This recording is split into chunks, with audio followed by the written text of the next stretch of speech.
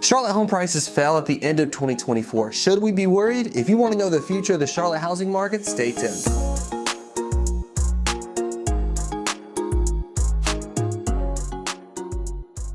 If you want to know all there is to know about the Charlotte housing market, make sure you click subscribe and turn notifications on. That way you'll be the first to know about the new changes coming our way. My name is Josh Finigan, team leader with the Finigan Group powered by eXp Realty. And every single day we're getting calls, texts, and emails from people just like you, either curious about their home's value or considering selling their home here in the Charlotte area. And guys, I'll tell you, we absolutely love it. So whether you're just looking for a quick update in your home's value or you're considering making a move, call us, text us, email us, or schedule a Zoom meeting. The link is just below. We'd love to chat and see how we can help you achieve your real estate goals here in 2025. So today we're going to review some of the most up-to-date data on our local Charlotte housing market and also take a look at the overall housing market in general. Then we'll give you our ideas on what you should really pay attention to whether you're looking to buy or sell here moving forward. And what better place to start than where everyone's mind is at right now, the mortgage rates. The mortgage rates are currently hovering right around 6.9%. We've seen it steadily increasing throughout December and into January. They were around 6.5 in December, and now we're seeing them almost at 7 again. So even though the Federal Reserve has cut rates the last 3 meetings, we have seen those mortgage rates continuously rise. Now, the Fed does meet again at the end of January. The market's currently only pricing in a 5% chance that we'll see the Fed reduce rates by 25 basis points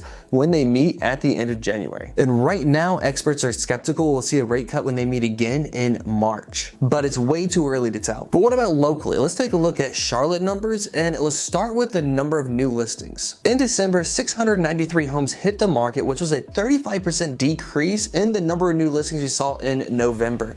Now, this can be attributed to seasonal trends. Fewer people put their homes on the market during the holidays, which December is one of those months you see fewer new listings. But we saw a 29% decrease in the number of new listings year over year. So we saw a pretty big decrease month over month and year over year. So it was a relatively slow month for number of new listings hitting the market. How about the number of pending sales? In December, 719 homes accepted an offer, which was a 17% decrease in the number of pending sales we saw in November, but it was a 6% increase in the number of pending sales year over year. So obviously we saw that seasonal dip, right? There's just fewer people transacting in December. So I'm not really worried about the month over month dip we saw from November to December, but we did see an increase year over year. So there were more buyers transacting this year than there were last year in December. So really, buyers were out in the market, but sellers, frankly, were not. And the last month of the year was the first month of the year that the number of pending sales outpaced the number of new listings, which means our inventory actually fell in December. But if we look at the number of active listings in December, there was 3,205 active listings,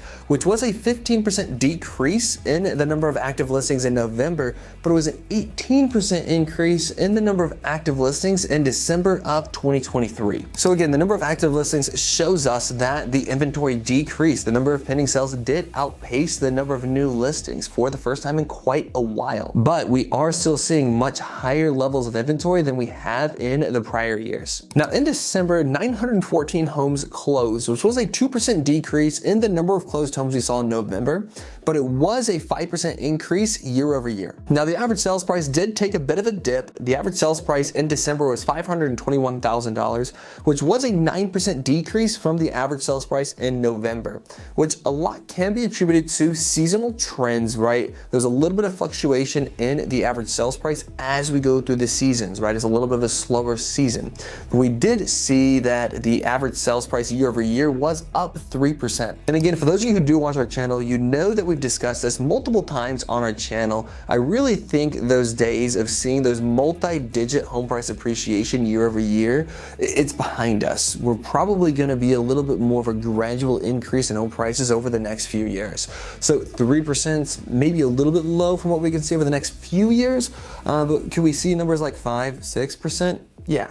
a little bit more of a normal increase year over year. So what does this mean for you home buyers? We saw a little bit of a dip in home inventory month over month, but we've seen a steadily increase in the amount of homes available at any given time over the past year. So you're gonna have more options out there. And you actually saw the average sales price dip quite a bit month over month. So in the winter months, you are seeing that you're gonna have a little bit more room to negotiate than you may when we get to those spring and summer months. And if you're waiting on those rates to drop, you're probably gonna be waiting for quite some time. We've seen those mortgage rates kind of steadily hover around that 6% range. We may see it drop going into 2025, but steadily, nothing drastic in our opinion. If you home sellers out there, you saw the inventory decrease for 1 month, but the inventory has been increasing month over month.